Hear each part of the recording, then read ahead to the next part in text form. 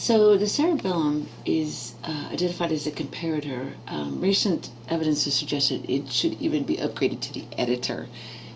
It's probably the part that keeps us from embarrassing ourselves the most, right? And we say this because what it does is it actually processes some of the sensory information coming in and some of the motor going out to determine if what the motor is going to do is an appropriate thing. So we say here again, and it's situated perfectly for this. And so the pons is delivering through its the axons running through this, the tracks in this, it's delivering this information that is ascending, as well as some of the information that is descending.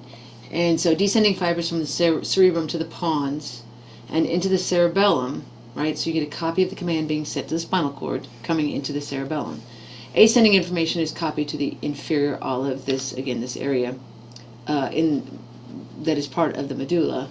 And from this, fibers enter the cerebellum and are compared with the descending fibers. Right? So again, that's where we get the comparator, though we've even upgraded this recently to an editor, so not just comparing, but changing the outcome if it's necessary, or changing the command, I should say, if it's necessary.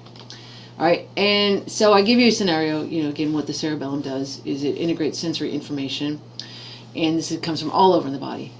We give proprioceptors. That's why we used to always say cerebellum and balance, because balance is really achieved from a lot of what the proprioceptors in our joints are telling us, as well as our eyes, what's going on around us, and our ears even. And so the cerebellum, right, takes in the sensory and coordinates the appropriate muscle activity to keep us composed, basically.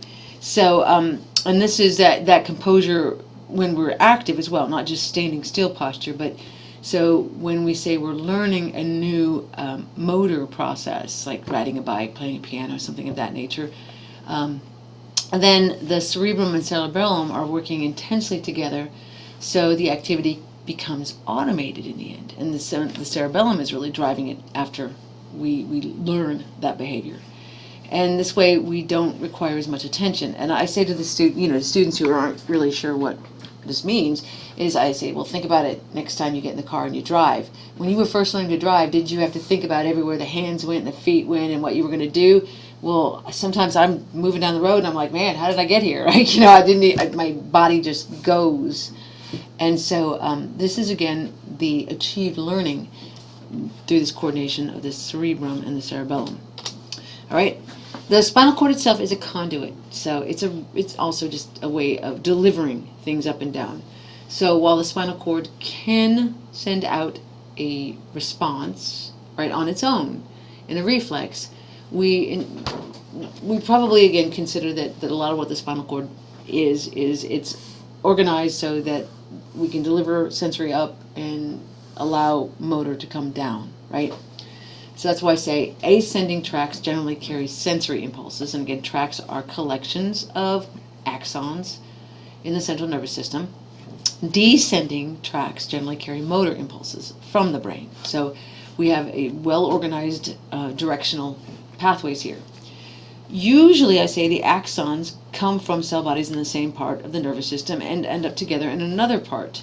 So the tracks are named for this. So again, this is just, we are keeping things collectively together.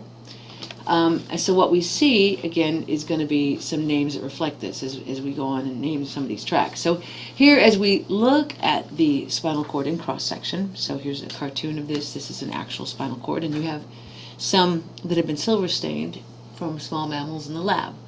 So as soon as I leave this boundary here, I am part of the peripheral nervous system. So within here, I'm central nervous system. And so we have this, lovely gray matter surrounded by white matter.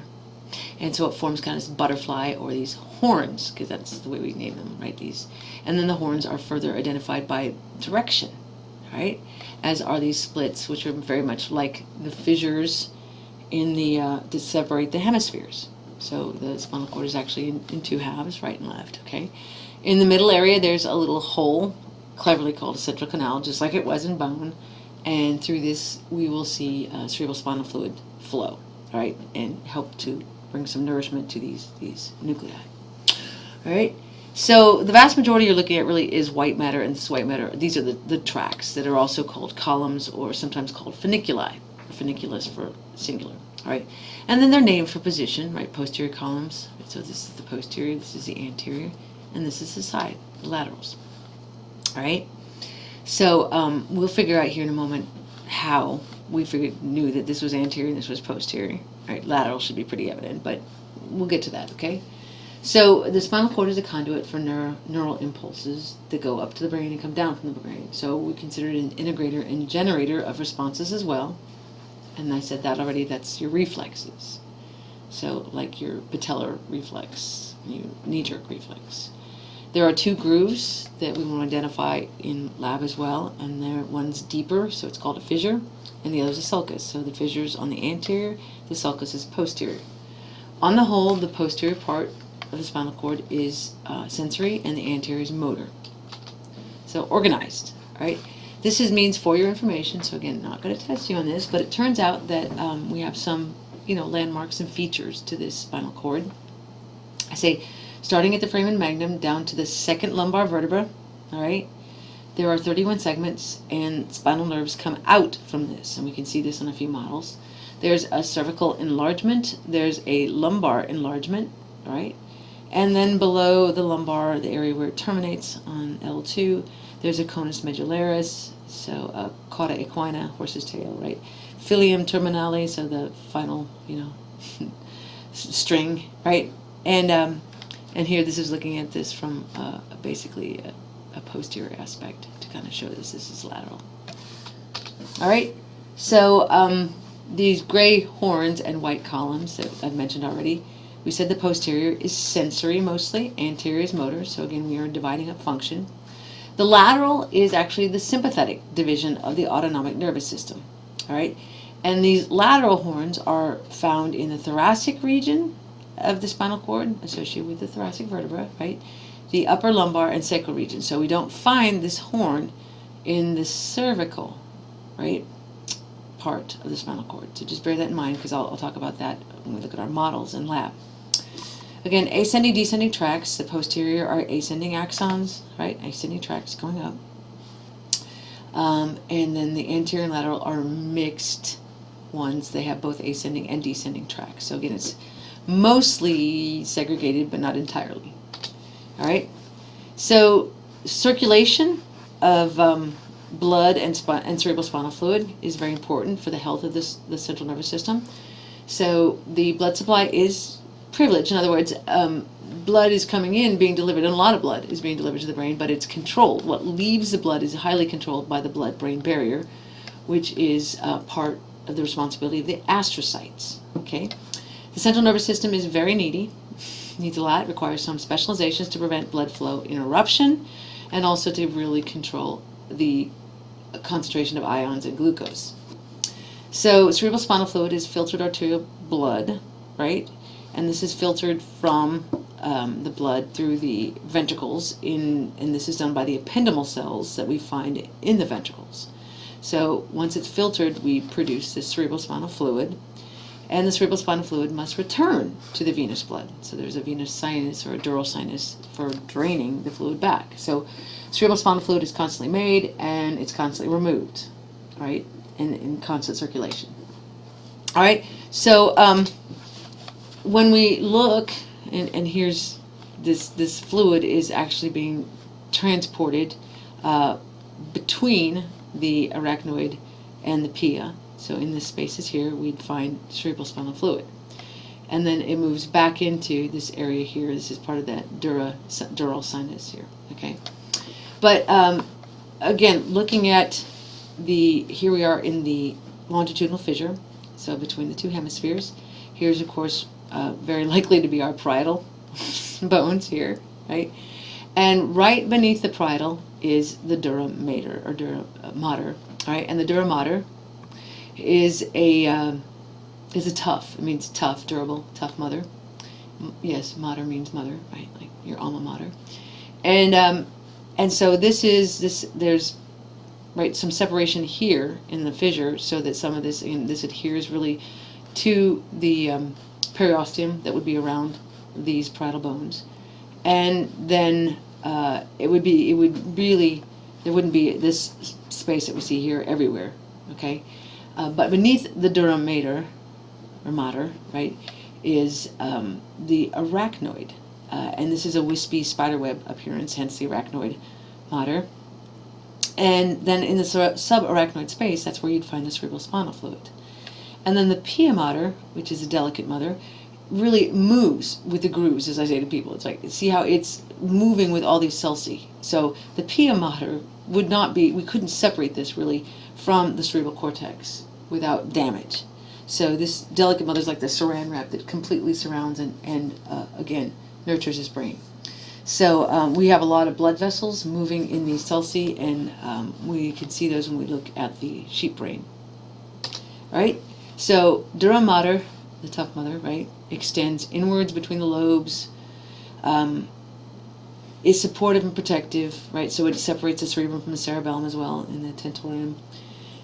It contains blood vessels and nerves, so it's a route for delivery to the brain or the neural tissue. So again, this is a membrane, collectively called part of the meninges, is a special term for the membranes. The dural sinuses created when it splits into two layers, which is along that longitudinal fissure. And this is again the area where blood would pool in where cerebrospinal fluid would be returning waste and other things to the blood, right?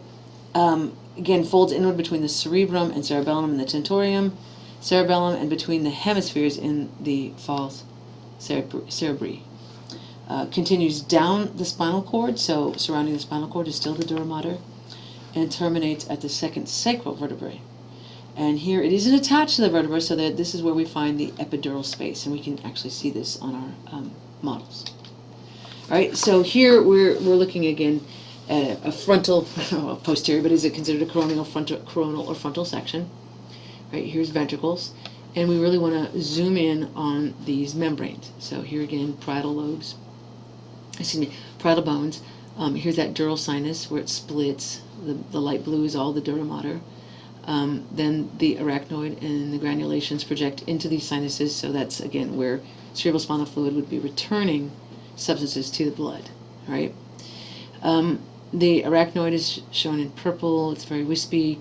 The pia is this light pinkish color, and it, again, moves with the grooves. So this gray is the gray matter, and this is white matter. So collectively, again, the dura, the arachnoid, and the pia are what we call the meninges. All right, so the arachnoid does not have blood vessels. It is in between the dura and the pia, and this is the subarachnoid space is where the cerebral spinal fluid is circulating. That shows you the tentorium again between the cerebellum. All right, so if we move down the spinal cord, which again, remember that's just as soon as it leaves through the foramen magnum, we just call it now the spinal cord, but it's continuous with the medulla oblongata. And we would still see the dura, the arachnoid, and the pia mater. And these again would be surrounding and protecting this important neural tissue. The pia is the thinnest, and it's delicate mother.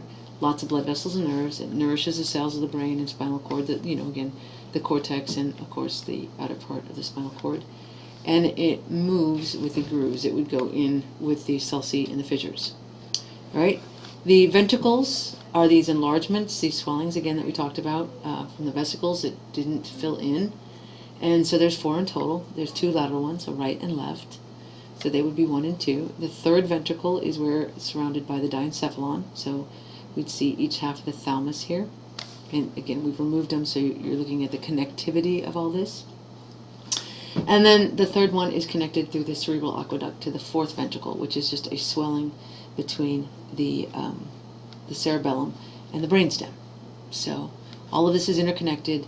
Choroid plexus is going to be these areas that produce the cerebral spinal fluid in conjunction with the ependymal cells, the nerve glia cells, and then it moves right through these. So there's an interventricular foramen here to allow the connection of lateral to third, and then a cerebral aqueduct that connects the third to the 4th. And from the 4th, it goes down through the central canal, as well as up and around. The roof of this also is continuous with that subarachnoid space.